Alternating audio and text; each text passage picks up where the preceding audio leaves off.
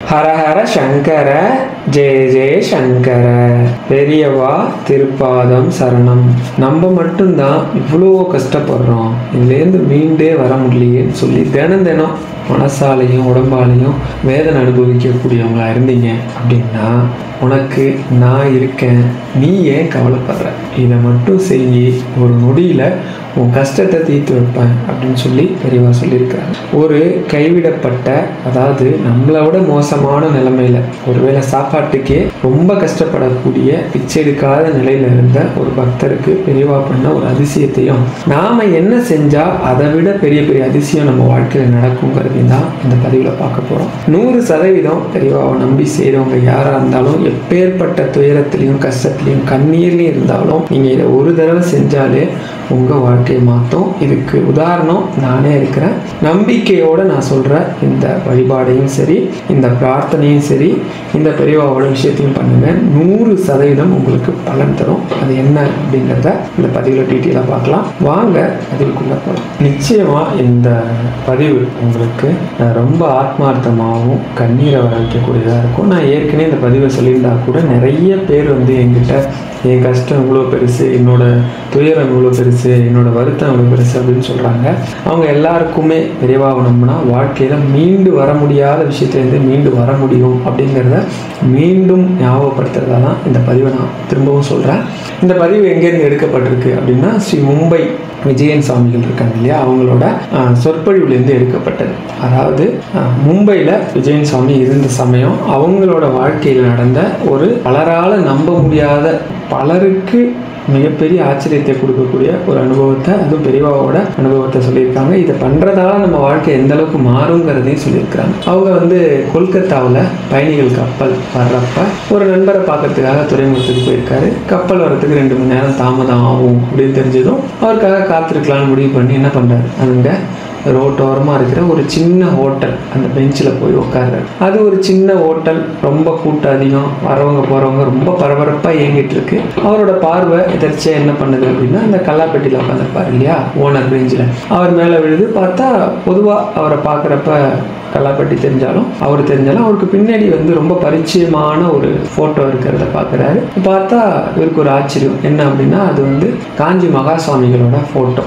அதுக்கு ரொம்ப அழகாக வண்ணப்பூக்களால் அலங்காரம் பண்ணப்பட்டிருக்கு, காகித அலங்காரங்கள்லாம் பண்ணப்பட்டிருக்கு. இவருக்கு என்ன ஆச்சரியம் அப்படின்னா, பொதுவாக கல்கத்தாவில் 90% மக்கள் என்ன ஃபோட்டோ வச்சுருப்பாங்க அப்படின்னா, ஒன்று காளி ஃபோட்டோ இருக்கும், இல்லை ராமகிருஷ்ண பரமஹம்சர், விவேகானந்தர், இவங்க மாதிரி ஃபோட்டோ தான் இருக்கும். அங்கே தன்னோட குருவான, அதுவும் பெரியவாவோட ஃபோட்டோ இருக்கிறது அவருக்கு ரொம்ப சந்தோஷம்.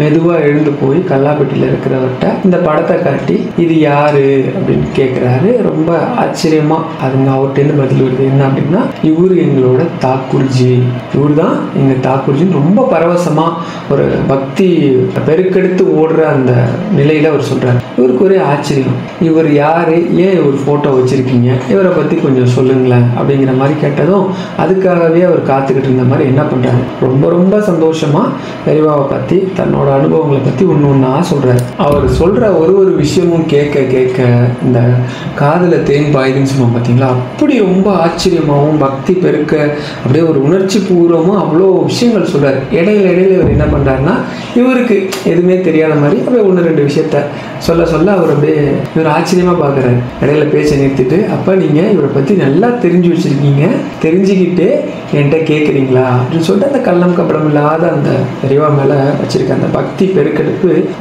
இவருக்கு ஒரு ஈர்ப்பை கொண்டு கொடுக்குது. அந்த அளவுக்கு ரொம்ப ஆச்சரியமாக என்ன சொல்கிறாரு, விஷயங்களை சொல்கிறார். இப்படி பேச பேச ஒரு இதுக்கு பார்த்தீங்கன்னா பெரியவா மேலே அவ்வளோ விஷயங்கள் அவர் சொல்லவும் இவருக்கு ரொம்ப பிரமிப்பாக இருக்குது. அவர் என்ன சொல்கிறார், அந்த முதலாளி ரேஞ்சில் இருக்கா இல்லையா, அவர் சொல்கிறார், கல்லாப்பேட்டியை பக்கத்தில் இருக்க ஒருத்தர் கூப்பிட்டு நீ பார்த்துக்கப்பா அப்படின்னு சொல்லிட்டு 2 பேரும் உட்காந்து பெரியவாவை பற்றி ரொம்ப நேரம் ரொம்ப ஆச்சரியமான விஷயங்கள் அவங்க பண்ணது, அவங்கள பக்தி கொள்றவங்களுக்கு என்ன மாதிரி அதிசயங்கள்லாம் நடக்கும்னு சொல்லி ரொம்ப இதாக பேசியே கலைச்சி போயிடுறாங்க. அந்த அளவுக்கு இருக்கு. நேரம் போனதே தெரியல. பார்த்தா அந்த கப்பல் வந்துட்டதா சொல்லி அறிவிப்பு வருது. உடனே அவர் கையை பிடிச்சிக்கிட்டு, தப்பாக நினச்சிக்காதீங்க, நான் என் நண்பரை பார்க்க வந்தேன், அவர் வந்துட்டாருன்னு சொல்லி கப்பல் அறிவிப்பு வந்துருச்சு, நான் கிளம்பணும் அப்படின்னா அவருக்கு ரொம்ப வருத்தம். ஏதோ உங்களை பிரியறதுக்கு எனக்கு மனசே இல்லை, உங்கள்கிட்ட நான் ஒரு ஆச்சரியத்தை காட்டணும், அது எங்கள் தாக்கூர்ஜி எங்கள் வாழ்க்கையில் பண்ண மிகப்பெரிய ஆச்சரியம், அதை நீங்கள் கட்டாயம் தெரிஞ்சுக்கணும் என்னோட விலாசம் தரேன், நீங்கள் சாயந்தரம் என் வீட்டுக்கு வர முடியுமா அப்படின்னதும் கட்டாயம் வரேன், நீங்கள் கட்டாயம் மறுக்காமல் வரணும், நான் உங்கள்கிட்ட வந்து ஒரு பொருளை காட்டணும், அது ரொம்ப பெரிய ஆச்சரியம், அதை கட்டாயம் உங்கள்கிட்ட சொல்லணும்னு என் மனசு ஏங்குது, மறுக்காமல் வாங்க அப்படின்னு சொல்லி ஏங்குறார். உடனே இது சுவாமிகள் சொல்கிறாங்களா, இல்லை கட்டாயம் வரேன்னு சொல்லி விலாசத்தை வாங்கிக்கிட்டு போய் ஒரு நண்பரெல்லாம் பார்த்துட்டு சாயந்தரம் என்ன பண்ணுறாரு, நேராக அவர் கொடுத்த விலாசம் இருக்கு இல்லையா, அதை விசாரித்து வீட்டுக்கு போனால் ரொம்ப சின்ன வீடு, ரொம்ப அழகான சின்ன வீடு, ரொம்ப நறுமணம் வீசக்கூடிய ரொம்ப சின்ன வீடாக இருந்தாலும் அழகாக வச்சுருக்கிறார். உள்ளே போனது ஒரு வரவேற்பறை பார்த்தா பெரியவா ஃபோட்டோ போட்டிருக்கு, மாட்டப்பட்டிருக்கு, அதில் வந்து ஒரு பெரிய மாலை தொங்கிட்டு இருக்கு, கீழே வந்து ரொம்ப மெலிதாக அதே நேரத்தில் எங்கேயும் ஒளி வீசக்கூடிய ஒரு விளக்கு எரிஞ்சிட்ருக்கு. அதை தாண்டி உள்ளே போனால் ஒரு சின்ன பூஜை ரூம் மாதிரி இருக்குது, அங்கேயுமே பெரியவா ஃபோட்டோ தான் இருக்குது. இவர் வந்து உள்ளே வந்த விஜயன் சுவாமிகளை கையை பிடிச்சி கூட்டிகிட்டு போய் நீங்கள் வரணும்னு உள்ள கூட்டிகிட்டு போய் நீங்கள் வந்தது அப்படியே எனக்கு பெரும் பாக்கியம், ரொம்ப சந்தோஷம் எனக்கு, வாங்க உங்கள்கிட்ட வந்து எங்கள் தாக்குறுதி பண்ண ஒரு ஆச்சரியத்தை உங்கள்கிட்ட சொல்லணும், ஒரு பொருளை காட்டணும்னு சொல்லிட்டு பூஜை ரூமுக்குள்ளே கூட்டிகிட்டு போகிறேன். கூட்டிகிட்டு போனது பூஜை ரூமில் போய் பார்த்தா பூஜை ரூமில் பெரியவா படத்துக்கு முன்னாடி ஒரு பட்டு துணியால் போர்த்தப்பட்ட ஒரு சின்ன பெட்டி. அந்த பெட்டி என்ன பண்ணுறாரு, அழகாக திறந்தா அந்த பெட்டிக்குள்ளே அதே போல் பட்டு துணியால் சுத்தப்பட்ட ஒரு பாத்திரம் இருக்குது. அதை ரொம்ப பயபக்தியாக எடுத்து வெளியில் வைக்கிறார். வச்ச உடனே அந்த பாத்திரம் ஒன்றும் கிடையாது, சின்னோண்டு தூக்கு, நம்ம தூக்குவாளி வச்சுருப்போம்ல அந்த மாதிரி ஒரு சின்ன தூக்குவாளி எடுத்து வச்சுட்டு இந்த வாளியை வச்சு தாக்கூர்ஜி எங்கள் வாழ்க்கையில் நடத்தின ஒரு ஆச்சரியம் இருக்குது அப்படின்னு சொல்கிறார். ஆனால் அது யாருக்கு நடந்தது எப்படி நடந்ததுன்னு சொல்லலை. அவர் என்ன சொல்கிறார் அப்படின்னா, இந்த பாத்திரத்தோட வரலாறை நீங்கள் கேட்டிங்கன்னா ரொம்ப ஆச்சரியப்படுவீங்க அப்படின்னு சொல்லிட்டு சொல்கிறார். என்ன அப்படின்னா, கல்கத்தாவில் ஒரு இளம் விதவை, கணவர் குடும்பத்தார் பரம்பரையாக செக்கு வச்சு எண்ணெய் ஆட்டி வியாபாரம் செஞ்சவங்க. கணவர் காலத்தில் வியாபாரம் அப்படியே முடங்க ஆரம்பிக்குது. திருமணம் முடித்த சில வருஷத்துலேயே மெதுவாக எல்லாமே நொடிச்சு போகுது. வியாபாரத்தில் தோல்வி, கணவர் உள்ளத்தையும் உடலையும் அப்படியே உருக்குது. என்னடா இது, நம்மளை தெரிஞ்ச ஒரு தொழில் இதுதான், இதாலேயும் நம்மளால் மீண்டு வர முடியலையே, அது ரொம்ப நலிவடைஞ்சு போயிட்டோமே, கொண்டாட்டி பிள்ளைலாம் ரொம்ப சிரமப்படுதுன்னு சொல்லி மனசில் உருகி என்ன ஆகிடுது, நோய் வாய்ப்பட்டுறாரு. சில வருஷங்கள்லேயே அவர் இறந்தும் போயிடுறார். இளம் விதவை, 5 குழந்தைக்கு தாய். கணவர் இறந்த மறுநாளே புகுந்த வீட்டில் என்ன பண்ணுறாங்களே, அவங்கள அண்டை விடாமல் ஒதுக்கி வச்சுறாங்க. சரி, புகுந்த வீட்டில் தான் நமக்கு அரவணைப்பு இல்லை, பிறந்த வீட்டில் யாருக்கு பாதுகாப்பு கிடைக்கும் அப்படின்னு சொல்லி கதவை தட்டினா, பிறந்த வீட்டில் ராசி இல்லாதவ, அமங்கலி அப்படின்னு சொல்லி ஒரு தாப்பா போட்டால் பரவாயில்ல, 2 தாப்பா ஸ்ட்ராங்காக போட்டு வீட்டுக்குள்ளேயே நுழையக்கூடாதுங்கிற மாதிரி ரொம்ப ஏளனமாக பேசி அனுப்பிச்சிடுறாங்க. ரொம்ப மனசுடைஞ்சு போகிறாங்க அந்த பொண்ணு. தன்னோட உடலையும் மானத்தையும் பாதுகாத்துக்கணும். அதே நேரம் ஒன்றுமே புரியாத வயசில் பிஞ்சு குழந்தையா 5 குழந்தை இருக்குது, வளர்க்க வேண்டிய பாரம். எல்லாத்துக்கும் மேலே சமுதாயம் ராசி இல்லாதவ அப்படின்னு சொல்லி ஒரு முள்கிரிடத்தையே அந்த அம்மா மேலே கட்டிடுது. ஒரு நிமிஷம் இந்த இடத்துல இந்த விஷயத்தை நிறுத்துறேன். நம்மள எத்தனையோ பேருக்கு வாழ்க்கையில் கஷ்டம் இருக்குது அப்படின்னு சொல்கிறோம்.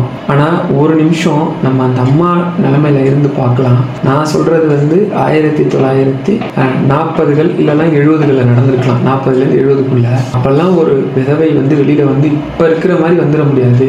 அப்போ அந்த அம்மா எவ்வளோ ரணவேதனை, எவ்வளோ கஷ்டத்தை அனுபவிச்சிருப்பாங்க, எவ்வளோ சங்கட்டமாக இருந்திருக்கும். ஒரு நிமிஷம் நினச்சி பாருங்கள், நம்ம அம்மாட்ட இருக்க பிரச்சனையும் நம்ம பிரச்சனைலாம் ஒரு 10% கூட இருக்காதுன்னு உங்களுக்கே தோணும். இதோட கணவர் சேர்த்து வச்சிருந்த அவர் விட்டுட்டு போன தொகை ரொம்ப சின்னது, அதை வச்சு பசி பட்டினி இல்லாமல் குடும்பத்தை நடத்துகிறா. எல்லாமே கொஞ்சம் காலம் தானே இருக்கும். என்ன மழையளவு சேமித்து வச்சிருந்தாலே உட்காந்து தின்னோம்னா என்ன ஆகும், எல்லாம் கரைஞ்சிரும்ல. உடனே கரைஞ்சி ஓடுது. 2 வேளை சாப்பாடு 1 வேளை சாப்பாடு ஆகுது. அந்த 1 வேளையும் என்ன ஆகுது, மறுபடியும் கஞ்சா மாறுது. கையில் இருக்கிற பணம் எல்லாம் கரைஞ்சி போச்சு. அந்த அம்மாவுக்கு ஒரே கவலை, ரொம்ப பயமா இருக்கு. இந்த குழந்தைங்கெல்லாம் பசி பட்டினின்னு போடுறோமே, என்ன செய்ய போறோம் அடுத்த வேலைக்குன்னு ஒரு நாள் உட்காந்து அழுகுறாங்க. குழந்தையெல்லாம் பசின்னு தட்டை தூக்கிட்டு, அம்மா ரொம்ப பசிக்குதுமா, சாப்பாடு போடுமா, அம்மா இன்னைக்காச்சும் சாப்பாடு போடுமான்னு சொல்லி 2 நாளா ரொம்ப பட்டினி, ஏதோ இருந்ததை வச்சு கஞ்சி ஊத்திட்டு அந்த அம்மா ஒரு நாள் உட்காந்து மூளையில யாருமே இல்லைன்னு சொல்லி தன்னோட கால்களுக்கு இடையில முகத்தை புதைச்சிட்டு அந்த அம்மா அப்படியே கண்ணீர் விட்டு அழுகுறா. கடவுளே, நாங்க அப்படி என்னதான் பாவம் பண்ணோம்,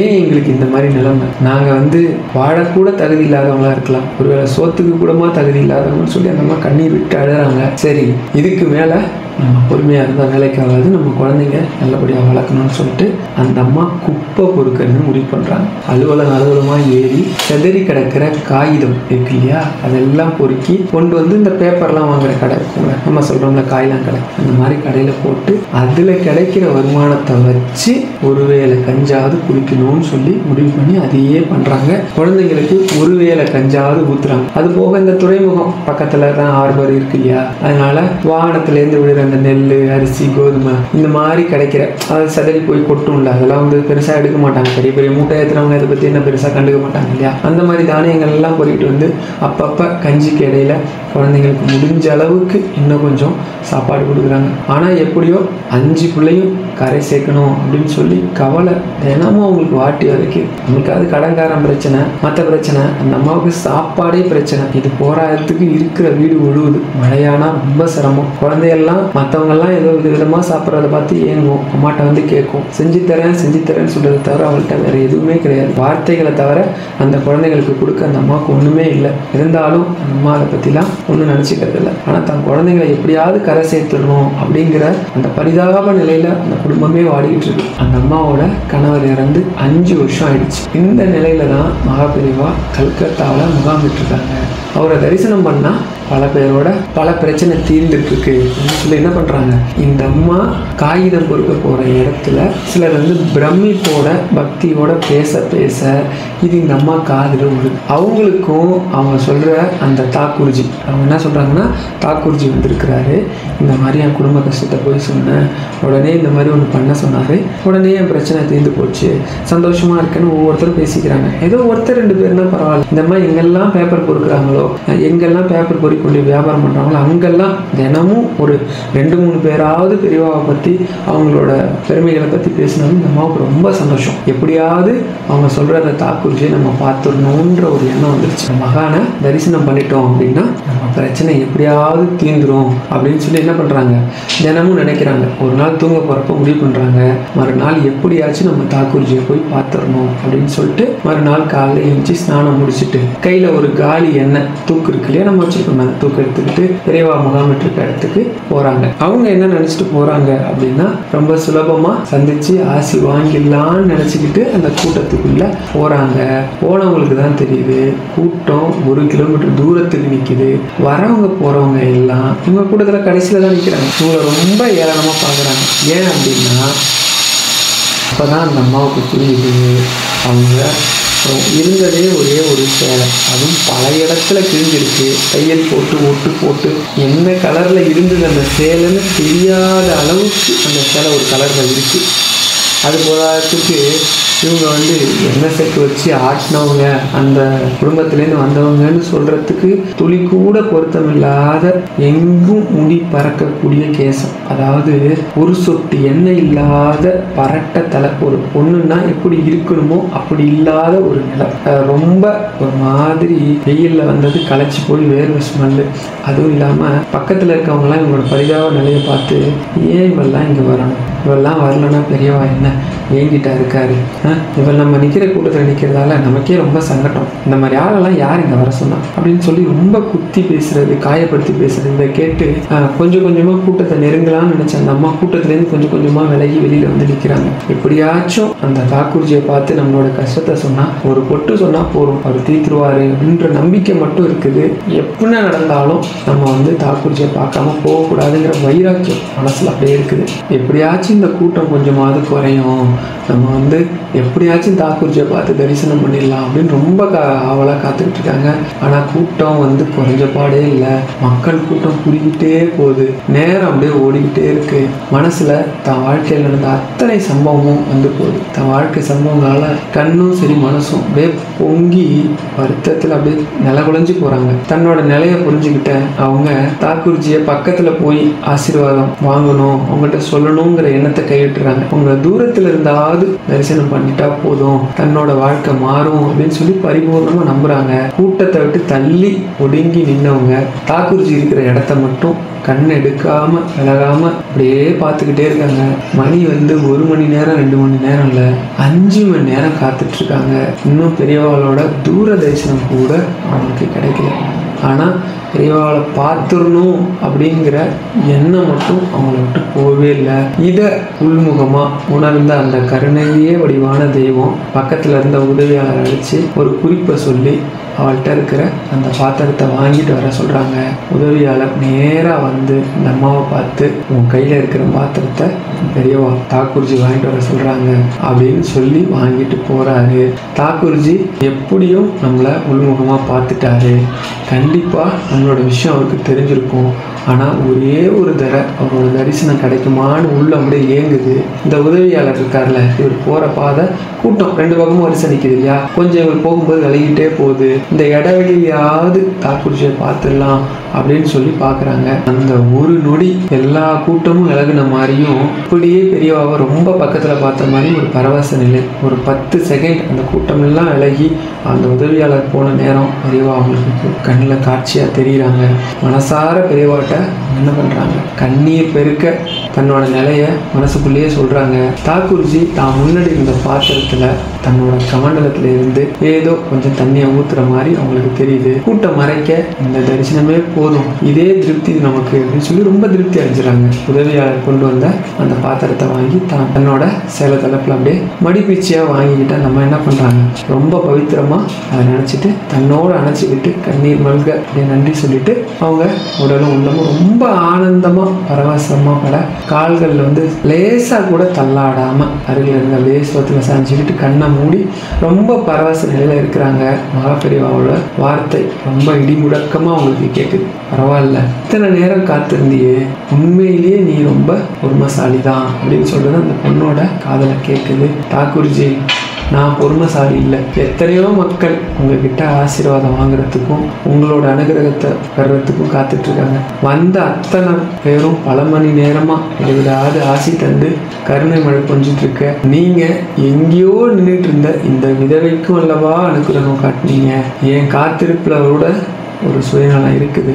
உங்களை நாடி வர பக்தர்களோட நலன் கருதியே உங்களோட பொறுமையிலே அந்த அன்பும் கருணையும் அல்லவா அழிஞ்சிட்டு இருக்கு. நான் பொறுமைசாலி இல்லை, நீங்க தான் பொறுமையின் பிறப்பிடம், அந்த பொறுப்பிடத்துக்கு அதிபதி நீங்க தான் அப்படின்னு அவங்க சொல்றாங்க. அதாவது சாஞ்சிக்கிட்டு இருக்க இவங்களுக்கு பெரியவா உள்முகமா பேசுறதும் இது பண்றதும் கேட்குது. இவங்க அதுக்கு உள்முகமா பதில் சொல்றாங்க. இப்ப பெரியவாவோட அந்த குரல் ரொம்ப சாந்தமா அதே நேரம் கணீர்னு கேட்குது. என்ன கேட்குது அப்படின்னா, அம்மா உன் நிலைய நான் அறிவேன், எனக்கு நிலைமை என்னன்னு தெரியும். இதை கொண்டு அப்படியே அவங்க சொன்னதை சொல்ல பாருங்க. 17 ஆண்டு காலம் உன் குடும்பத்தை நடத்தி நீயும் ஜீவித்து வா, இதுவே உன் வாழ்வாதாரம் துளிர்த்து தழைக்கும். என்ன சொல்றாங்கன்னா, இதை வச்சு 17 வருஷம் உன்னோட குடும்பத்தை நடத்து, நீயும் நல்லபடியா இருந்து வா, இதான் உனக்கான வாழ்வாதாரம், இதை வச்சு உன் குடும்பம் தழைக்கும் அப்படின்னு சொல்லிடுறாங்க. வெளியில வந்ததும் அப்படியே ஒரு மாதிரி பரவச நிலையில இருந்து சமநிலை அடைகிறாங்க. தாக்கூர்ஜி இந்த திசையை பார்த்து நன்றியோட வணங்கிட்டு பாத்திரத்தை இறுக்கி பிடிச்ச மாதிரி தன்னோட வீட்டை நோக்கி நடக்க ஆரம்பிக்கிறாங்க. மனசுல தாக்கூர்ஜியோட தரிசனம் இன்னமும் ரொம்ப பரவசமா இருக்கு. அந்த வார்த்தைகள் வந்து ஒரு மாதிரி அவங்களுக்கு வாழ்க்கையில எந்த கஷ்டமுமே இல்லாம சந்தோஷமா இருக்கிற நிலையில இருக்கிற மாதிரி இருக்கு.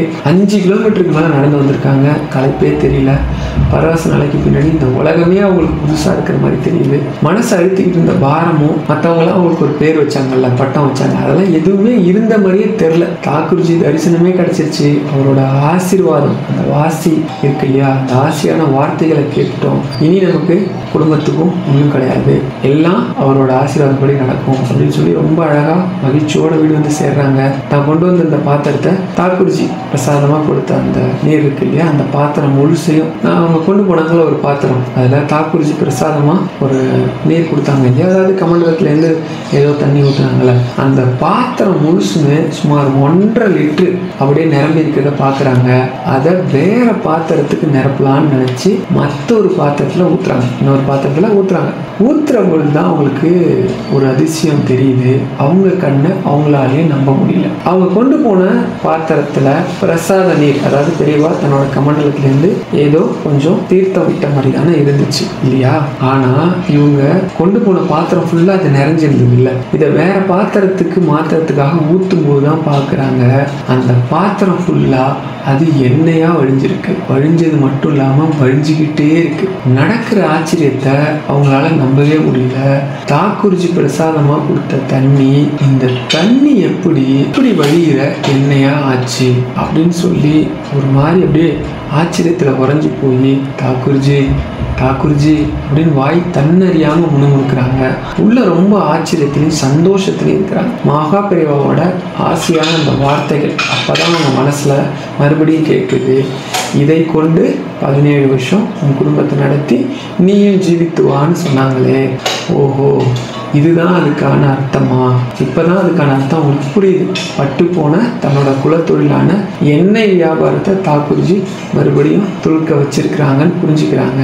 இனி இந்த எண்ணெயை விட்டு குடும்பத்தை நடத்துறது முடிவு பண்றாங்க. தாக்குறிச்சியை நம்ம பக்கத்துல போய் கூட பார்க்கல, வணங்க கூட இல்லை. ஆனா அவங்க முன்னாடி போய் நம்மளோட நிலையை கூட எடுத்து சொல்லலை. எங்கேயோ ஒரு ஓரமா ஒடுக்கப்பட்ட நிலையில இருந்த இந்த விதவை மேல கூட உங்களோட கருணையும் ஆச்சரியமும் இருக்கு அப்படின்னு சொல்லிட்டு அந்த ஆச்சரியத்தையும் அதிசயத்தையும் நினைச்சு ரொம்ப என்ன பண்றாங்க, சந்தோஷப்படுறாங்க.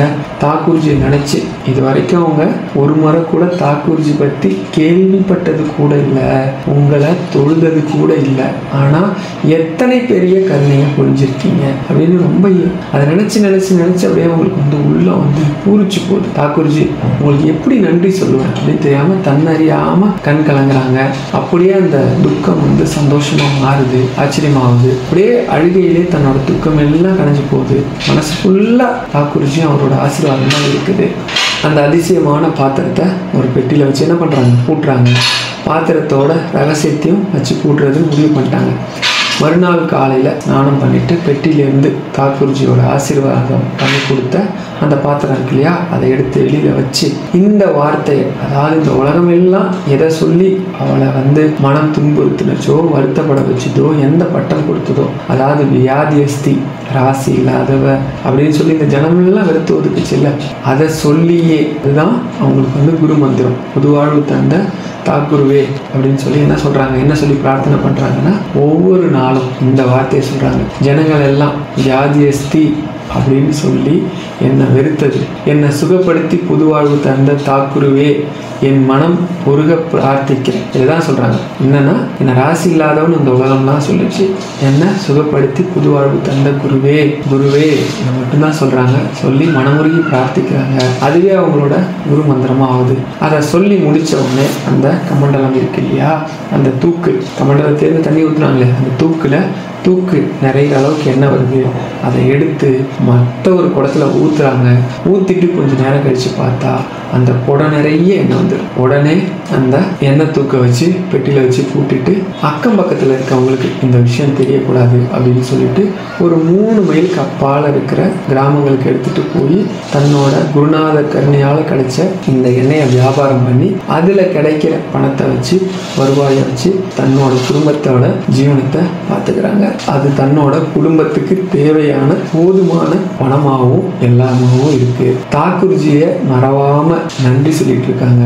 ஒவ்வொரு நாளும் இப்படிதான் தன்னோட அந்த பாத்திரத்தை எடுத்து வச்சு தன்னோட தாரக மந்திரமான என்ன வியாதியஸ்தி விதவை தரித்திரம் முடிச்சவன்னு சொன்னாங்க, எனக்கு கூட கருணை உள்ளம் காட்டினாங்களே குருவே தாக்குறிச்சியே சரணம் அப்படின்னு சொல்லி அந்த கமண்டலத்துல எண்ணெய், அதாவது எண்ணெய் தூக்குல எண்ணெயை ஃபில் பண்றாங்க. அது ஒரு குடத்துல ஊத்துறாங்க. அந்த குடம் மறுபடியும் எண்ணெய் முழுக்க பொங்குது. இதை நீங்க கேட்கும்போது உங்களுக்கு சாதாரணமா படலாம். கொஞ்சம் கற்பனை பண்ணி பாருங்க. புராணங்கள்ல தான் நீங்க அச்சய பாத்திரம் இருந்ததா கேள்விப்பட்டிருப்பீங்க. திரௌபதி கையில ஒரு அச்சய பாத்திரம் இருந்தது. அந்த பாத்திரத்தை திருப்பி வச்சா போதுமான அளவுக்கு சாப்பாடு வந்துகிட்டே இருந்ததுன்னு கேள்விப்பட்டிருப்பீங்க. அதே போல மாதவியோட பொண்ணான சேற்றில் பூத்த செந்தாமரைன்னு சொல்லக்கூடிய மணிமேகலை கையில ஒரு அச்சய பாத்திரம் இருந்தது. அதுல எவ்வளவு எடுத்தாலும் உணவு வந்துகிட்டே இருக்கும். அது போல இந்த எண்ணெய் தூக்குல இருந்து எத்தனை பாத்திரத்துக்கு ஊத்தினாலும் எண்ணெய் வரும். ஆனா அந்த அம்மா ஒரே ஒரு கட்டுப்பாடு வச்சிருந்தாங்க. ஒரு குடத்துக்கு மேல அந்த எண்ணெய் தூக்குலேருந்து எண்ணெய் எடுக்க கூடாதுன்னு. அந்த கொஞ்சம் எண்ணெய் ஒரு குடத்துல மாத்தினதும் அந்த எண்ணெய் தூக்க மறுபடியும் பெட்டியில கவுத்து வச்சு மூடிடுவாங்க. இப்ப அந்த ஒரு குடம் நிறைஞ்சதும் அதை எடுத்துட்டு போய் வியாபாரம் பண்ணுவாங்க. ஒருத்தருக்கு நம்ம கூட வாழ்ந்த, அதுவும் நம்ம அனுதினமும் கும்பிடக்கூடிய மகான் ஒரு அட்சய பாத்திரத்தை கொடுத்துருக்காங்கிறது எத்தனை பெரிய ஆச்சரியம். அந்த அம்மா எப்படிப்பட்ட துரதிர்ஷ்டவாளின்னு இந்த உலகமே சொல்லியிருந்தா கூட அந்த அம்மாவுக்கு பெரியவாவோட கருணை எப்படி இருந்திருக்குன்னு இப்படி தினமும் எடுத்துட்டு போய் என்ன பண்றாங்க, அந்த எண்ணெயை வியாபாரம் பண்ணி தன் குடும்பத்துக்கு தேவையான செலவுகளுக்கு அது போதுமானதா இருக்கு. அதை வச்சு தன்னோட குடும்ப செலவுகள் எல்லாம் பார்த்துட்டே வராங்க. குடும்பம் எல்லாம் நல்லபடியா நடக்குது. வருடங்கள் கடந்து ஓடுது. அவங்க பெரியவாவோட வாக்குப்படி தன்னோட குடும்பத்தை ரொம்ப நல்லா கொண்டு வந்துட்டாங்க. இப்ப இந்த கதையை சொல்லிக்கிட்டு இருக்காரு இல்லையா, அவரு தான் அந்த அம்மாவோட மூத்த மகன். இவ்வளோ நேரம் கதை சொன்னது தன்னோட தாயோட சொந்த கதையை. அவர் வந்து ஒரு டீ கடை வச்சிருக்கிறாரு, வியாபாரம் பண்றாரு. 4 பொம்பளை பிள்ளைங்க உரிய வயசுலயே கடன் இல்லாம திருமணம் முடிச்சு கொடுத்தாங்க. அந்த அம்மா ஒரு சின்ன வீடும் அவங்களுக்கு சொந்தமான தாக்கூர்ஜியோட ஆசீர்வாதத்துல மகனுக்கு வியாபாரம் நல்லா ஓடுது. ஒரு சின்ன ஹோட்டல் வைக்கிற அளவுக்கு உயர்ந்திருக்கான். மகனுக்கும் திருமணம் நடந்தது. பாரத்தெல்லாம் எப்படி சமப்பேன்னு போராடி தவிச்ச அந்த விதவை தாயோட எல்லா பாரத்தையும் அந்த மாமுனியோட கருணையும் அவரும் சுமந்தது மட்டும் இல்லாம அந்த அம்மாவுக்கு நிம்மதியும் சந்தோஷத்தையும் கொடுக்குறாங்க. 17 ஆண்டு காலம் அவரோட கருணையால ஜீவிதம் நடக்குது. இனி தனக்கு வாழ்க்கையில் என்ன வேணும் அப்படின்னு சொல்லி உள்ள நிறைவா இருக்கிற அந்த அம்மா தாக்கூர்ஜியவே நினைச்சிட்டு இருக்கிறாங்க. 17 வருஷம் முடிஞ்ச உடனே ஒரு நாள் அந்த இதுலேருந்து என்ன வர்றது இன்னும் போகுது. அவங்களுக்கு புரிஞ்சு போச்சு 17 ஆண்டு காலம் முடிஞ்சிருச்சு, அதனால இனிமே அதுலேருந்து என்ன வராதுங்கிறது. அதுக்கப்புறம் அதை எடுத்து கூட்டி வச்சிடறாங்க. இவங்க எல்லாம் நல்ல நிலைமைக்கு வந்தப்புறம் ஒரு நாள் அந்த அம்மாவுக்கு சின்னதாக நோய் வாய்ப்படுது. அந்த அம்மாவுக்கு தெரிஞ்சு போச்சு குறிப்பிட்ட காலம் முடிஞ்சதும் தன்னோட ஜீவிதம் முடிய போகிறதையும் தன்னோட அந்த பாத்திரத்தை பற்றி தன்னோட மகன்கிட்ட சொல்லி அது வரைக்கும் தான் காத்துட்டு வந்த ரகசியத்தை சொல்கிறாங்க. இதுலேருந்து இனிமேல் என்ன வராது, அதுக்கான பலன் முடிஞ்சு போச்சு. தாக்கூர்ஜியோட கருணையால் நாம நல்லா இருக்கிறோம். ஓரிரு நாளில் தாக்கூர்ஜி நினைவாளியாக நம்ம என்ன பண்ணுறாங்க, தன்னோட பிறவியை முடிச்சுக்கிட்டு அவரோட பாதத்தில் போய் சரணடைஞ்சிடறாங்க. அப்படின்னு அவர் சொல்லி முடிக்கும்போது எனக்கே வார்த்தை வரல. எல்லாரோட கண்ணிலிருந்தும் கண்ணீர் வந்து அந்த அம்மா வந்து எப்படிப்பட்ட நிலையில இருந்தவரையும் கருணை மழை பெஞ்சு நம்ம பெரியவா தன்னோட குடும்பத்தை எப்படி நிலைமைக்கு கொண்டு வந்திருக்காங்கன்னு சொல்லி கண்ணீர் விட்டு அழறாரு. அப்பா அவர் சொல்றாரு, மற்ற போட்டோலாம் எங்க வீட்டில் இல்லாத பத்தி ஒரு கருத்து சொல்றாரு. என்ன சொல்றாரு அப்படின்னா, எங்க அம்மா வந்து சாப்பாடோடையே எங்களுக்கு பக்தியை ஊற்றி வளர்த்தாங்க. அதுல குறிப்பா சொன்னது தாக்கூர்ஜியை தவிர வேற எந்த தெய்வத்தையும் எங்களுக்கு தெரியாது. அதனாலதான் தாக்கூர்ஜியோட போட்டோ மட்டும் வச்சிருக்கோம். தாக்கூர்ஜி அப்படின்னா குலதெய்வம் அப்படின்னு அர்த்தம் நினைக்கிறேன். அதுதான் போட்டிருந்துச்சு. தாக்கூர்ஜினா குலதெய்வம் தான் அர்த்தம். அதனால இவர் தான் எங்களோட குலதெய்வம். இப்போ சொல்லுங்க, எங்கள் குடும்பத்துக்கு இது பண்ண அதிசயம் யாராலையும் நம்ப முடியாதுன்னு சொல்லும்போது விஜயசாமிகள் கண்ணிலிருந்து அப்படியே கண்ணீர் பொட்டாமல் வந்துட்டான். அவரோட கருணையால் இன்னைக்கும் எனக்கு வியாபாரத்தில் கொஞ்சம் கூட சுணக்கம் ஏற்பட்டதே இல்லை. நல்ல வியாபாரம் ஆகுது, நான் எல்லாம் சந்தோஷமாக இருக்கேன். என் தாய் 17 வருஷமாக இதுலேருந்து என்ன எடுத்ததையோ என் குடும்பத்தை நடத்தினதையோ ஒரு நாள் கூட எங்கள் யார்ட்டையும் சொல்ல. இறக்கும் தருவாயில் சில நிமிடங்களுக்கு சில நாட்களுக்கு முன்னாடி தான் இந்த விஷயத்தையே சொன்னாங்க.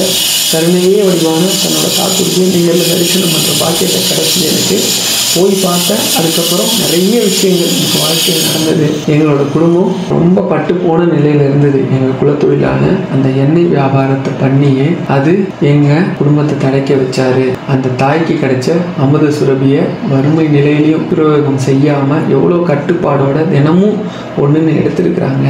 அந்த அம்மா எந்த அளவுக்கு வைராக்கியமாக இருந்திருந்தா பெரியவாவோட கருணை இந்த அம்மா மேலே அப்படி இருந்திருக்கும். இன்னைக்கும் நான் சொல்கிறேன், என்ன கஷ்டம் இருந்தாலும் சரி பெரியவா ஃபோட்டோ இருக்கு இல்லை தெரியும் தெரியாது விட்டுருங்க. எந்த இடத்துல இருந்தாலும் எந்த சூழ்நிலையில் இருந்தாலும் கண்ணை மூடி உட்காந்து என்கிட்ட எங்கள் கஷ்டம் எதுவோ எனக்கு முன்னாடி பெரியவா இருக்கிறாங்க, அவங்க கேட்டுக்கிட்டு இருக்காங்க, நீங்கள் சொல்லுங்கள்.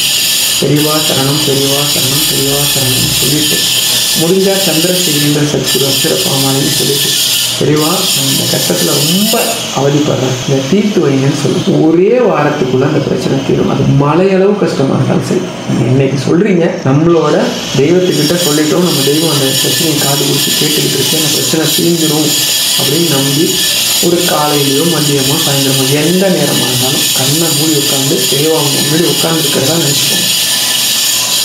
அந்த தெய்வம் எல்லா இடத்துலையும் இருக்குது.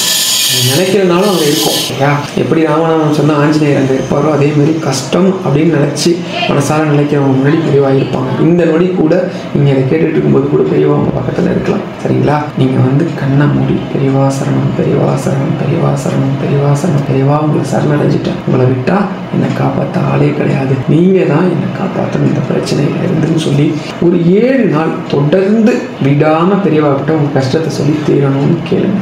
7 நாளுக்குள்ள மலையளவு கஷ்டமாக இருந்தாலும் தீர்ந்துடும். ஏன்னா வைராக்கியமாக பெரியவா அந்த பிரச்சனையை தீர்க்கிற வரைக்கும் உங்களை விட்டா எனக்கு வேறு ஆள் இல்லை, நீங்கள் தான் தீர்க்கணும்னு சொல்லி கேளுங்க. தினமும் நேரம் கிடைக்கிறப்ப எத்தனை முறையோ சந்திரசேகேந்திர சத்குரு அச்சரப்பாங்களை படிங்க. ஏதாவது ஒரு ஜீவனுக்கு உணவு உங்கள் கையால் கொடுங்க, போதும். பெரியவாவோட பரிபூரணமான கருணை. அந்த அம்மாவுக்கு கொடுத்தாங்க பார்த்தீங்களா, அமுத சுரபின்னு சொல்லக்கூடிய அந்த அச்சய பாத்திரம், அதை விட பெரிய பெரிய ஆச்சரியம்லாம் உங்கள் வாழ்க்கையில் நடக்கும். எனக்கு எத்தனையோ சங்கடங்கள், கஷ்டங்கள், கழுத்தை நெரிக்கக்கூடிய பிரச்சனையெல்லாம் ஒரு நொடி இப்படி பாருங்கள் அப்படிங்கிற நொடிக்குள்ள சாதாரணமாக கடந்து போயிருக்கு. நான் ஒரு ஆளே போதும். உங்களுக்கு உதாரணம் வேணும், இல்லை தம்பி நீங்கள் சொல்கிறதெல்லாம் எனக்கு நம்பிக்கை வரலன்னா நீங்கள் ஏன் ஒருத்தர் வார்த்தையை நம்புங்க. பொய் சொல்ல வேண்டிய அவசியம் எனக்கு இல்லை. உங்கள்கிட்ட ஒரு தப்பான விஷயத்த சொல்லலை, ஒரு என்ன சொல்கிறது, ஜோதிடத்தையோ எதையோ ஒரு பொருளை நம்பி நீங்கள் அதை பண்ணுங்கன்னு சொல்ல, உண்மையான ஆழமான பக்தியோட பெரியவா நீங்கள் பெரியவா மாதிரி கருணை புரியக்கூடிய தெய்வமே கிடையாதுன்னு தான் நான் சொல்கிறேன். ஒரு 2 நிமிஷம் செலவு பண்ணி பெரியவாவை மனசார தியானம் பண்ணி பிரார்த்தனை பண்ணி பாருங்கள். அந்த பிரார்த்தனைக்கு கிடைக்கிற பலன் மாதிரி இந்த உலகத்தில் பலனே கிடையாது. ஹரஹர சங்கர, ஜெய ஜெய சங்கர, பெரியவா திருப்பாதம் சரணம். நம்புங்க, நடக்கும்.